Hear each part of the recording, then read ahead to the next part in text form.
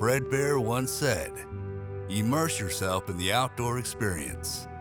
It will cleanse your soul and make you a better person." Welcome to the Rooted Outdoors podcast, where we dive deep into the mental, emotional, and spiritual side of hunting.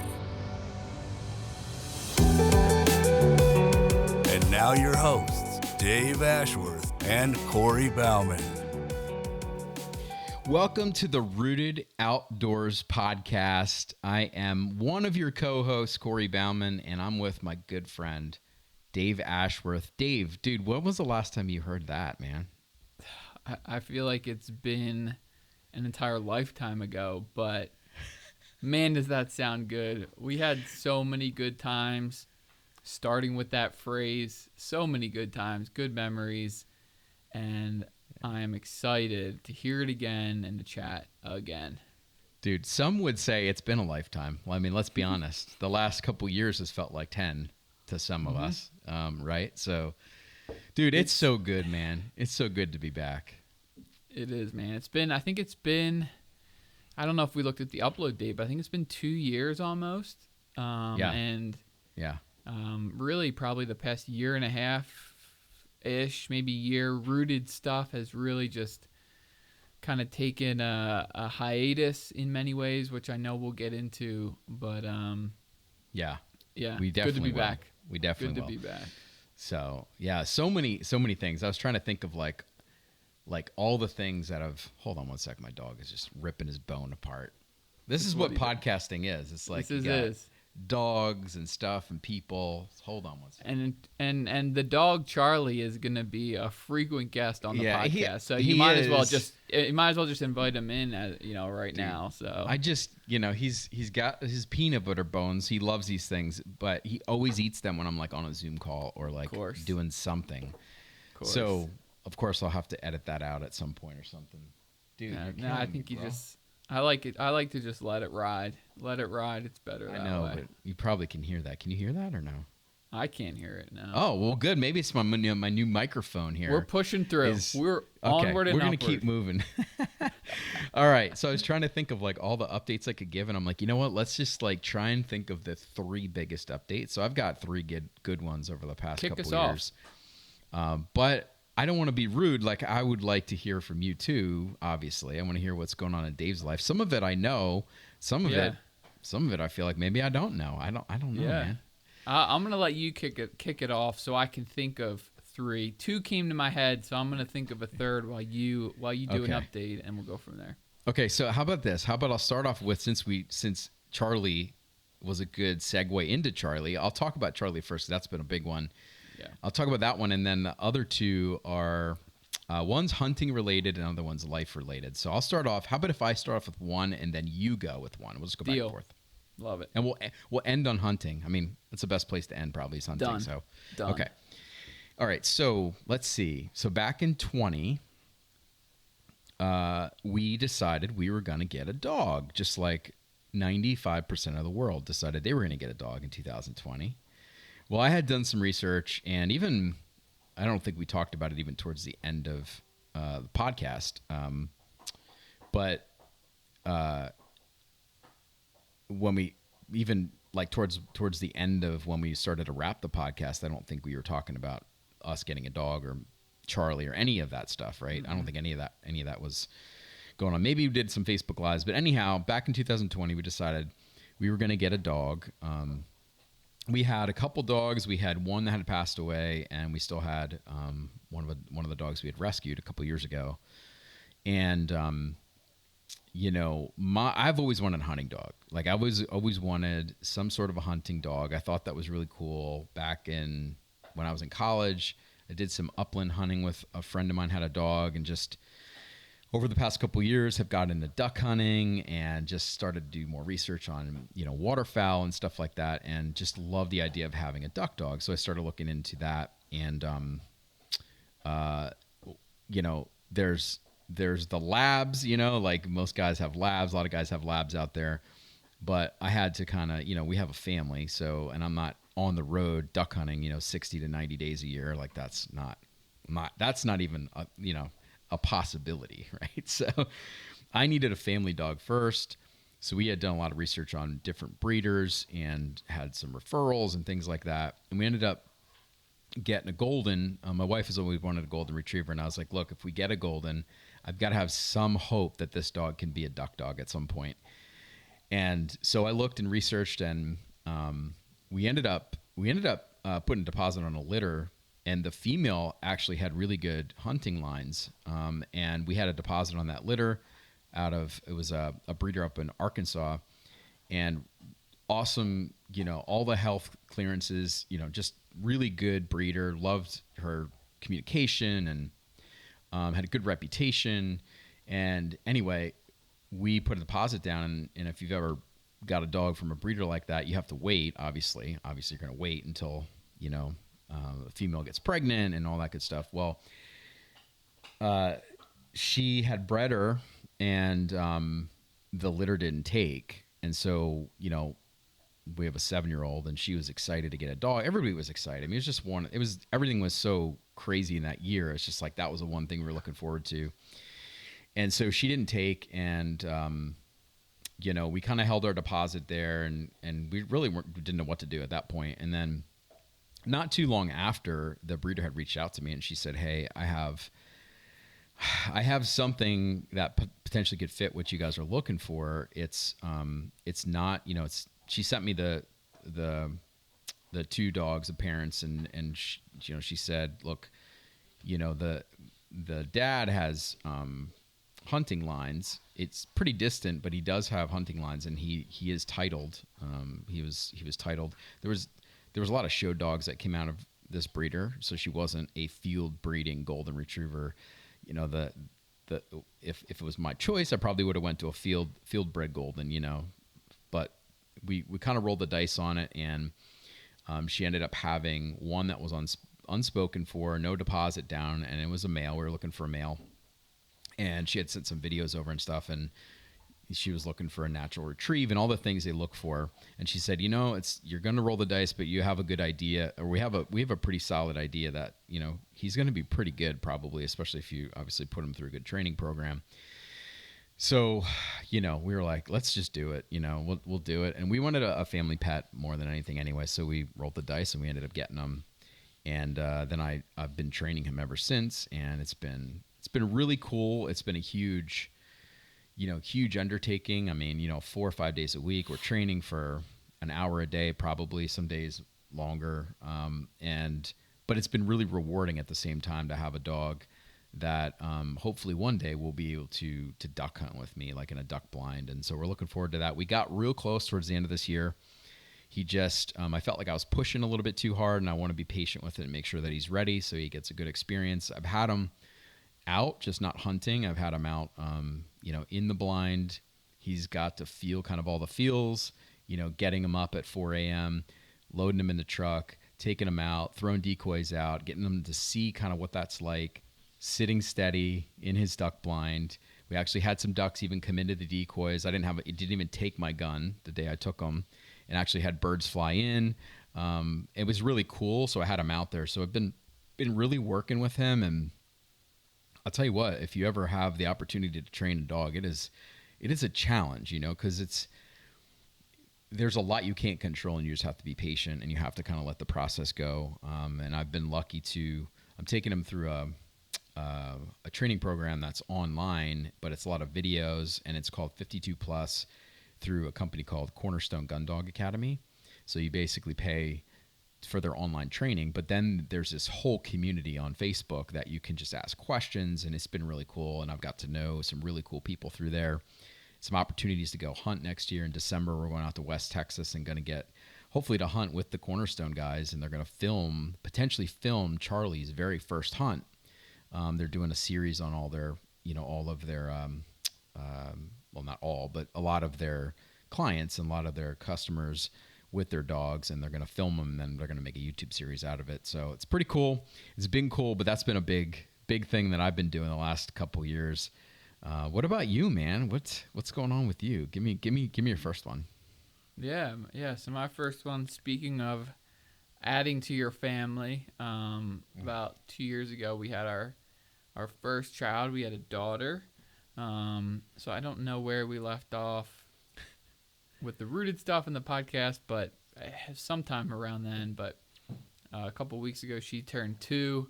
Time Awesome. has just flown by. It truly does change your life, but really in the best way. It's been such a cool experience to just be around her, and the things that I've been able to learn from her, and really just to put a lot of things in perspective. When you have a kid, it's been awesome. So that has been a big change in a lot of different ways, but it's been great. It's been great. So that's definitely my biggest one in the past 2 years. So love it, man. It's so cool to like just see your kids grow up, different phases, and like, man, it wasn't that long ago. I mean, Bryn's 7 now, but man, I'm like ahead of you in so many things, right? And so I see you going through those things, and I'm like, man, I remember when Bryn did that, and I'm sure you're probably on the other end of it, going, I can't wait to do that with Macy, right? So yep, for sure. That's cool. So yeah, that's been big change, but awesome in so many ways. Awesome, dude. So the other big one for me is 2021 beginning. So January 2021, we were in the process of looking around for a new house. We've been renting in the Dallas-Fort Worth area. Not really sure where we wanted to be, so we just kind of rented. And I'm like, we'll just keep praying about it, keep talking about it, and see where God wants us to be. And he decided that it was a good idea for us to build a house. So he put everything out in front of us and said, you can't deny this. You are building a house. I mean, literally. I mean, it happened so quickly, but it was like everything fell into place. The biggest thing I think for us was we kind of knew the area where we wanted to be. It was weird. As soon as we moved here, I ended up driving through the community that we actually live in now. And I was like, I can see us living there. I looked into the schools, and great schools, just kind of that small town feel. And we ended up putting a deposit down. I got pre-approved for a mortgage, put up a deposit down, and like it just happened so quickly. We ended up starting to build back in January. And then we were, it was a long ride with all the supply and demand issues and stuff like that, labor and you name it. There's a lot of holdups, but it was cool to go through that process nonetheless, even though it was frustrating at times. We were very patient. We got Bryn into the right school district, and, we ended up settling in December, and then we moved. Well, we settled end of November, early December we moved, and we've been in. So we've been in a brand new house, which I never in my life imagined I'd be in a position to ever build a house. It just was never something that was in the cards for me. I guess it's just one of those things. But man, it is just so cool to go through that and see the ground. The day you put the sold sign in the ground, and then to see it just turn into just our home. It's just a really cool process. So that's been another big one for us too. Yeah, that is a big one. That is a big one for sure. Yep. That would be kind of my second big one too. We have not moved yet, but we're looking, and the decision to move has been is a big decision. Not necessarily to move, but where to move. So, I grew up pretty close to Philadelphia, about 15 minutes outside of Philadelphia. And then when I was about 13, my parents moved a little bit further out. So I'm about an hour outside of Philadelphia now. And I've lived out this way, my whole life basically. My wife is from central Pennsylvania, which is about an hour, 45 minutes away from here, a little bit further northwest. And we've always kind of tossed around the idea of moving out there for a lot of reasons. Her family's out there. They have a family farm, which we talk about often, and just some good opportunity out there. But I always felt like, this is where a lot of my family was. This is where I built my business, and I always felt that this is where, we needed to stay. And then with, the whole COVID thing, and being, realizing that I could really work from anywhere, I felt like God started putting it on our hearts to maybe think about moving out there. And then it, we finally just came to the realization that this is where God wants us to go. So we don't know when still. We put an offer on a house that we didn't get, and we're we're gonna keep looking. So hopefully within the next year or so. But we're gonna end up moving, barring something crazy happen, we're gonna end up moving out to central Pennsylvania, which will be cool. And it'll be cool for me too to, she kind of gets back into an area that she knows. But for me to kind of get like a new start, I've always been one who kind of does pretty well with like change. I feel like I get like energy from change and like learning new things in new areas. Like that's something that's always excited me. So I'm excited for that and the different opportunities that it's going to bring from just building our family, building a church community out there, different hunting opportunities, different business opportunities, just a lot of cool things out there that I'm excited to get started. So nothing has happened as of yet, but just the decision to do that has certainly been a big one for our family. Dude, I love what you said about the energy, man, because it's so true. It's so true. Like just a change. And you and I have talked about this before. It's like any change sometimes, if you feel like you're stuck, I'm not saying everybody should go buy a house, but like something, right?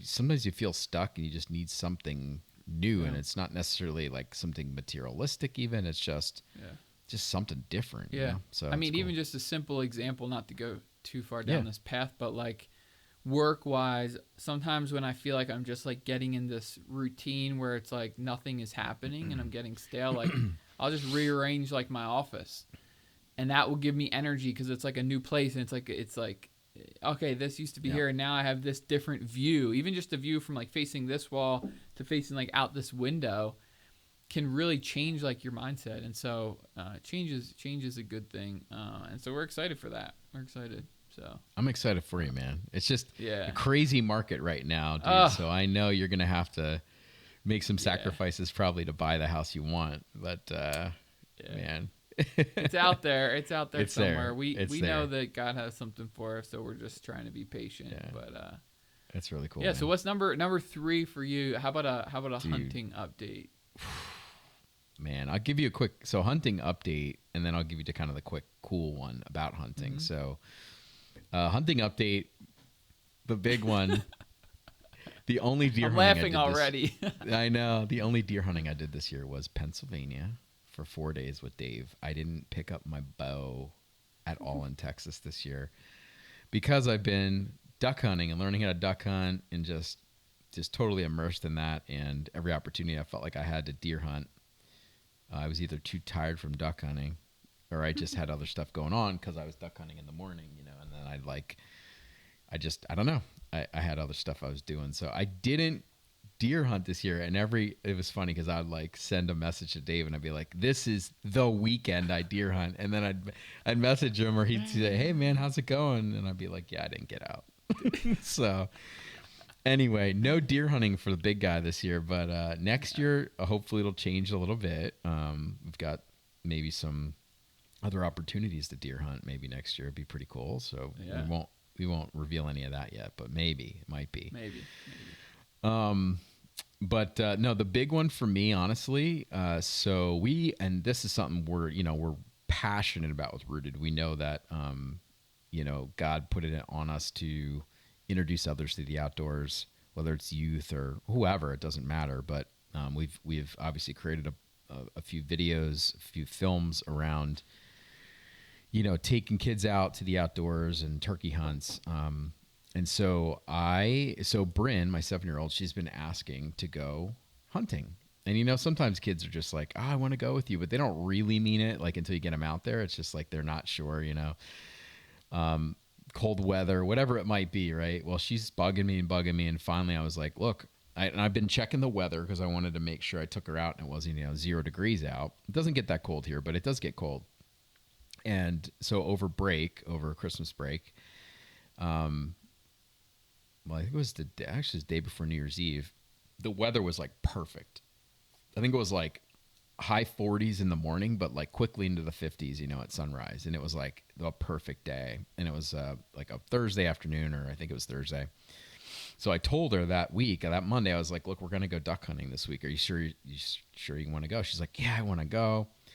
And I remember that Wednesday, I took her out and we got her first set of camo coveralls, right? So we got the coveralls. We went out. It was just such a cool experience. So we ended up I ended up taking her out. She was a trooper. You know, it's one of those things where I've been grinding all year on public land, and I've killed a couple duck. Like, it's not been a good year for duck hunting, but I've been still doing a lot of scouting, learning different areas and stuff like that.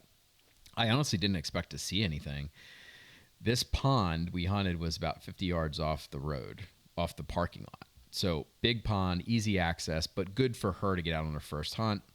Was hoping nobody would be there. Of course, we show up, nobody's there. We walk right in, we set up, throw the decoys out. She's sitting there, and I remember telling her, you know, talking to her about, you know, shooting times. I'm like, you can't just shoot any time. Like, there's laws, and you have to, you know, there's a time you can start shooting or start hunting, and there's a time you have to end every day. And so I was walking her through that, and I said, okay, in a minute, we're going to be allowed to shoot. If a duck flies in, we'll be allowed to shoot it. And I said, she had earphones, you know, and I said, put your earphones on because, you know, and I had no idea. We're just, you know, I'm like, put your earphones on just in case something comes in, you know. And I remember telling her that and like looking at my watch and telling her to put her earphones on. And I'm getting ready to load my gun, you know.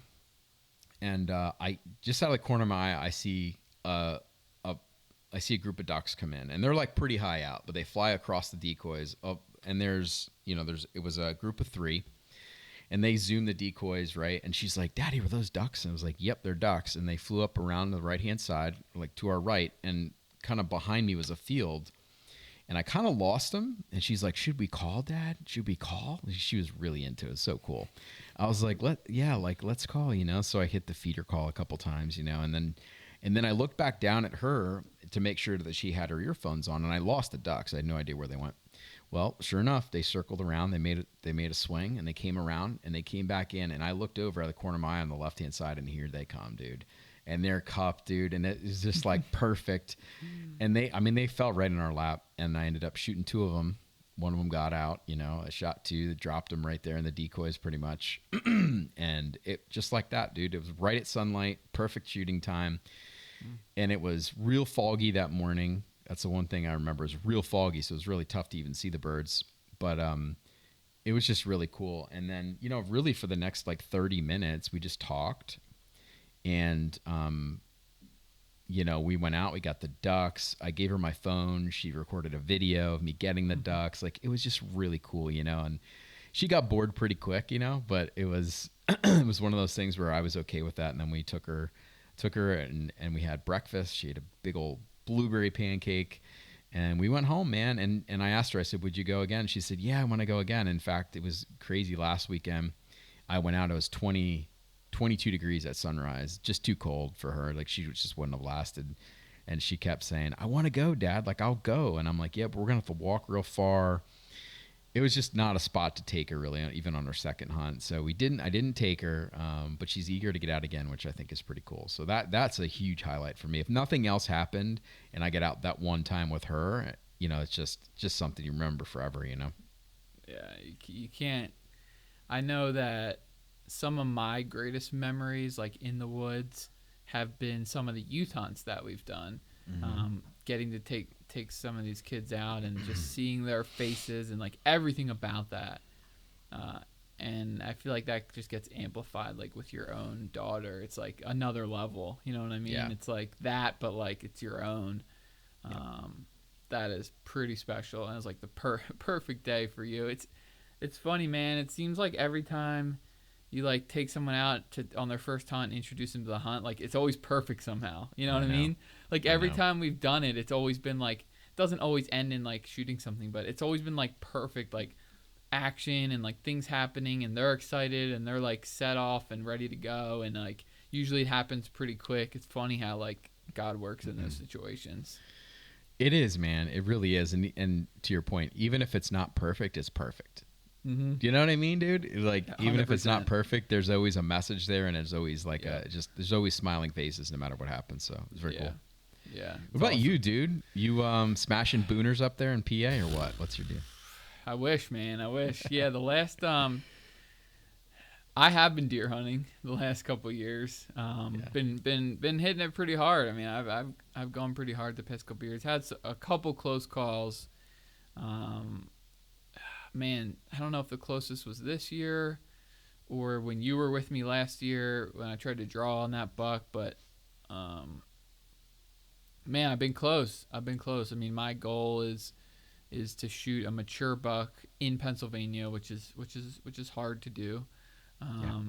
But I've been getting very close the past couple of years, and I think I've been reminded of the fact that it's not just the fact that you need to like see a mature deer. You need to get him in the range. You need to get a shot. You need to execute the shot. Like there's so many things that need to happen, and a lot of times we think like, oh, if I just need to see one and I'll get him, right? It's like no, like that. No. I mean, in the past probably 3 years or so, I've probably seen mature deer in the woods, probably like 5 or 6 or so. And I shot one, didn't find him, but other than that, I half drew on one. The other ones I didn't get to draw on. So that's been a journey. And I know that we'll be talking about that a lot probably on the podcast, more from like a mental standpoint, emotional standpoint, spiritual as opposed to strategy wise. But I've had some pretty cool turkey hunts. 2 years ago I got to hunt with Nate a lot, which was a ton of fun. We chased turkeys at the farm. They kicked our butt as usual. He brought his dad out the one morning, and his dad just loved being out there, so that was a ton of fun. We didn't get any, but we had a lot of close calls. Then last year I went out opening day with my dad, and when I first started turkey hunting the farm, when we did together actually, we were just field hunting in ground blinds basically. That's just what we felt like was the best move, and I just kind of got sick of sitting there, honestly. In the past couple of years, I've just been more like run and gun, bouncing around, and that's been fun. But when I was taking my dad out, I thought that it would be better just to sit in a blind where we could move around a little bit. We could just have some conversation. I could film it. And so we set up on this far side of the farm. This is opening day. Heard a couple turkeys early. I think we saw like a hen come through. And then I saw a hen, way across the field, 200 yards across the field. And probably like 20 yards behind her was a big tom. And they were kind of coming at us. And I said to him, I was like, if that hen comes into our decoys, this tom is going to come into the decoys, and I'm going to get to shoot him. So just hang tight. Like whatever she does, that's what he's going to do. So he would come in, he would stop every once in a while, and he would like gobble, which was so cool just to hear, to like see a turkey like work his way all the way in. And sure enough, like the hen came right into the decoys. Tom followed in. I ended up shooting him at like 10 yards or something. And man, that was such a cool moment. It was like a beautiful morning. It was just an awesome moment. We took some pictures together. And I think the thing that like stuck with me, because I felt like weird after that hunt for some reason, and I still have been like processing some of that. But one of my thoughts was, that I felt like I didn't really do anything like that hunt. Like it was just luck that they kind of came by. And I remember him saying after the hunt, something to the effect of like, man, it was so cool, like watching like you set up in this specific spot. Like you knew exactly where those turkeys are gonna go. Like you know that farm like the back of your hand. You know what these turkeys are gonna do, and it was awesome just to see like that all play out. Yep. And like I was like, man, like that's pretty cool. Like that is kind of true, and I feel like I was overlooking some of that and not giving myself a little bit more credit than I probably deserved. That was just a cool moment. Just to experience that with him too. So that was probably the highlight of my past couple years hunting. Man, I remember that. I remember that day, and I remember you sending me a picture, and I was just like, man, and he got to do it with his dad too. Like that's just so cool. It was cool. And while we won't dive into it tonight, I'm sure at some point we'll dive into kind of like, what was going through your mind like that day, like why did you feel a certain kind of way about certain things, and I think, I've talked a little bit about it, but I think that's one of the things we're going to dive into on the podcast. And so I'm sure there'll be opportunities where, we'll have a guest on and it'll remind you of the turkey hunt, and that kind of thing. So with that being said, dude, let's talk about what is the new Rooted podcast going to look like? What's it going to feel like? Let's tell everyone what that's going to feel like. What are we here to accomplish? Yeah. What are we going to do with it? So I'll start us off. I'll kind of take a step back, and then I'll kick it back to you to specifically talk about the podcast. But I think what is worth talking about first is just Rooted in general, and why we haven't really been as active in the past 2 years, really year and a half probably. We've had a lot of conversation about this. It's not like we've just been like, you and I haven't been talking and like we've been doing nothing, right? Like we've been really patient with like, what does God have next for us? And we had some really big ideas on some things that, we've kind of put on the shelf right now that could come back, but like really, really big stuff that would just take a lot of work. And not that we're not here to work, like we are. But it was big stuff. And I think one of the things that we realized was that when we first started Rooted, our goal from the beginning was to use our passion for hunting and the outdoors to share the gospel and share Christ's love with people. Like that's what God had put on our hearts to do that. And we wanted to use Rooted and create Rooted to do that. And I feel like when we first started, we did that in many ways, through the podcast, through some speaking things that we got to do, through some of our filming. And then slowly over time, I feel like we started to just go through the motions almost, it felt like, with some of the things that we were doing. And so I feel like we needed to just take a step back with everything and refocus on that original goal, which was using our passion for hunting in the outdoors to share the gospel. And I think where we're at now with Rooted is, we have this passion and we have this thing that we love so much that God has put on us, and he's given us that passion so that we can use it to share his love with people through whatever that looks like. And so I feel like we're at a place now with anything that we do Rooted, that is going to be the core of it. And so we're kind of just taking our time. And as we were just kind of praying about it and thinking through it, we felt like the podcast was the thing that really kicked it off. It was the thing that we were being really drawn back into, that we feel like we could have the biggest impact right now, that we could share the message that we want to share. And that's where we want to start. And like I still love the film. I know Corey loves the film. We would love to like speak in front of churches, and there's a lot of things that we want to do, but we're really taking our time with kind of reintroducing things to make sure that it's following and looking through the lens and working through the lens of sharing the gospel and sharing Christ's love with people. And so the podcast is the start. Now, to get into the podcast, and I'll let Corey talk about it in a second, we wanted to do it a little bit similar to what we were doing before. We're still having guests on and having good conversations, but change kind of the topic that we talk about. And I'll let Corey talk about that a little bit, because it's definitely going to be different than what we were doing before, but also probably different than 99% of the podcasts that are in the hunting industry out there. So Corey, why don't you kind of talk about that angle a little bit with the relaunch of the podcast? Yeah, I think the one thing too with the podcast is like we love to do that. In other words, the podcast is fun for us, but we didn't just want to be like just another podcast out there. And I think it's really hard with so many podcasts out there to be different, but we thought like not just be different, not just to do something to be different, but how could we do something that would add a ton of value to the people that were listening and give a different perspective to some of the guests that we're going to have on, that maybe they were questions they weren't asked before, or maybe there was a different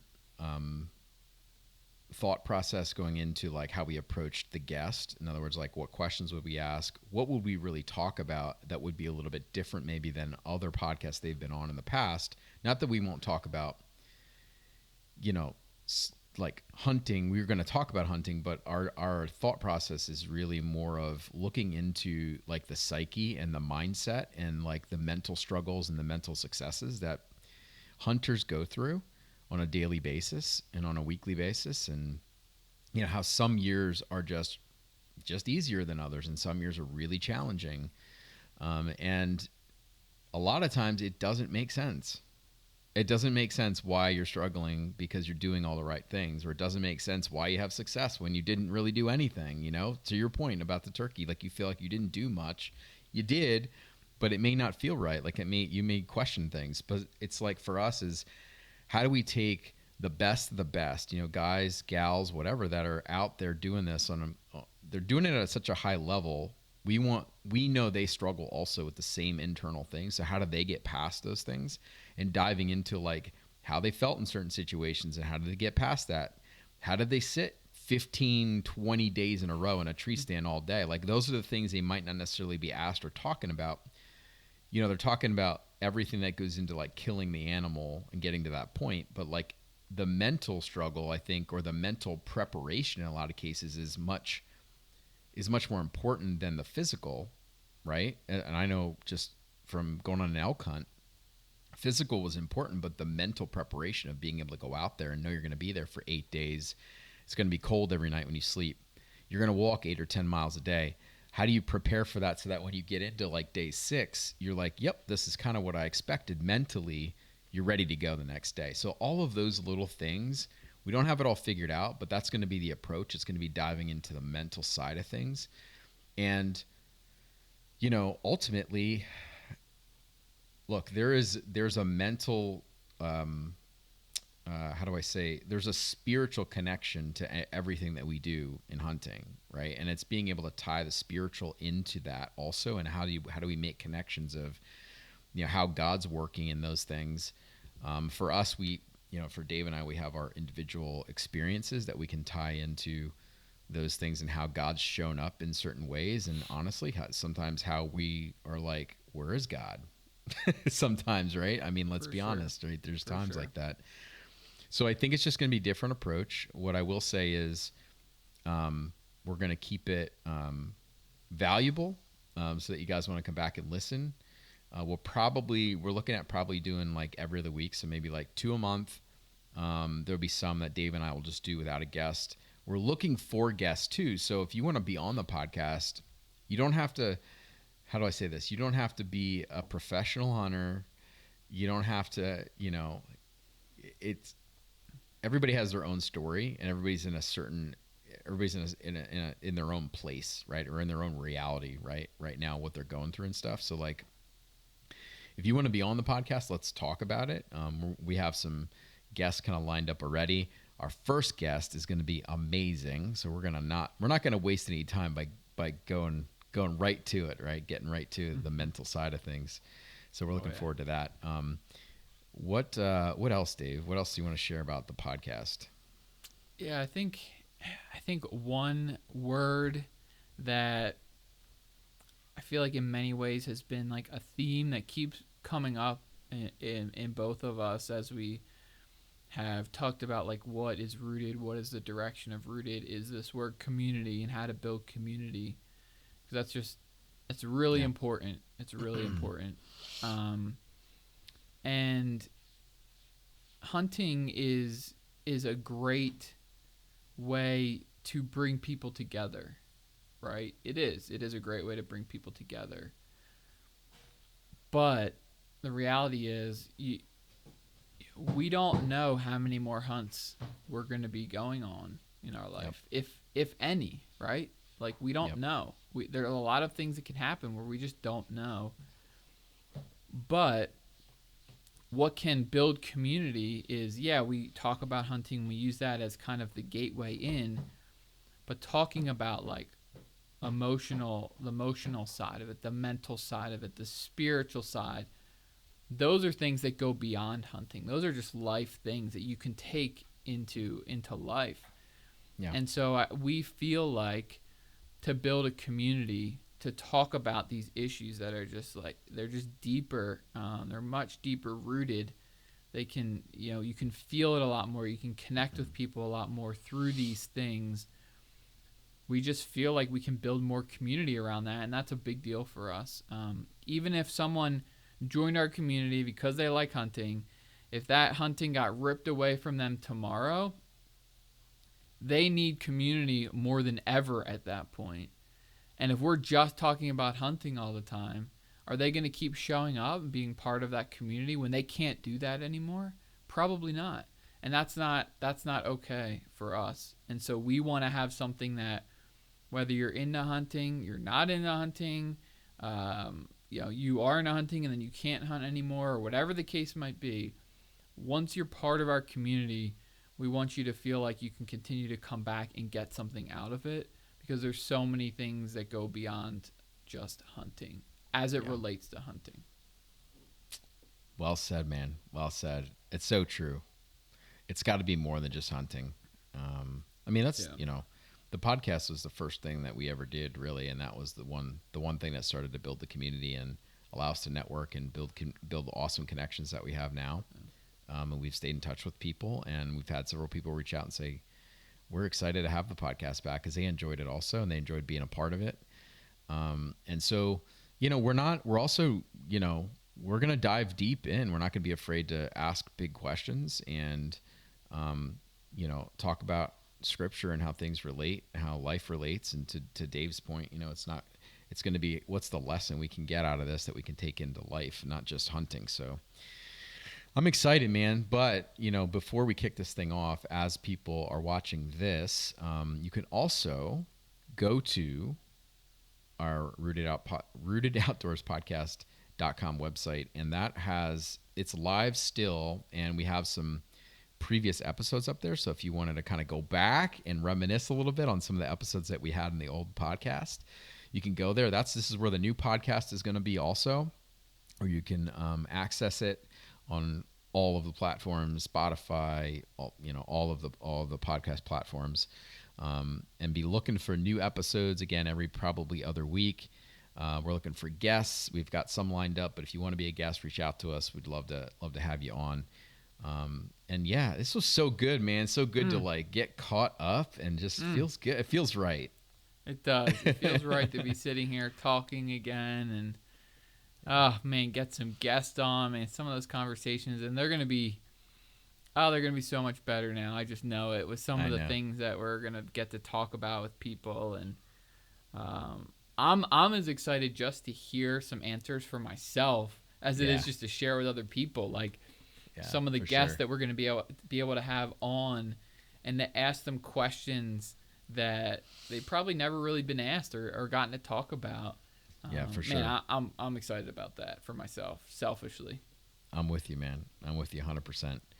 Well, let's wrap this sucker up and get this thing rolling. So enough about us, enough updates from us. We're about to have an awesome guest on, so stay tuned for that episode coming out next in a couple weeks.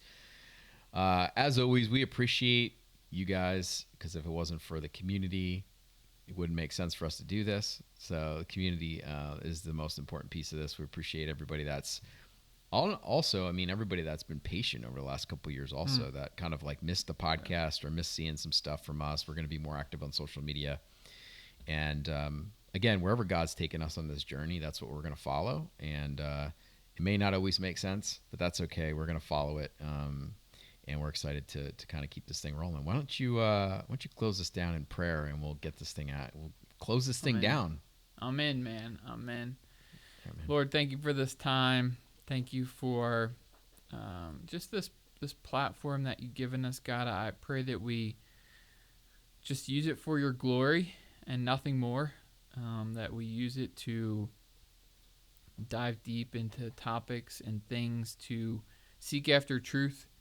And God, we know that if we seek after truth hard enough, that it will end up at you and your Son and his redeeming work on the cross. And we just thank you for that.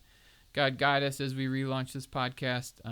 We just want to follow your steps one day at a time. Thank you again for placing this on our hearts. We love you and we praise you. In your name, amen. Amen. Dude, have a great rest of your week, and we'll see you on the next episode, the first episode, official episode with a guest next time. I'll be there. See you guys. Take care.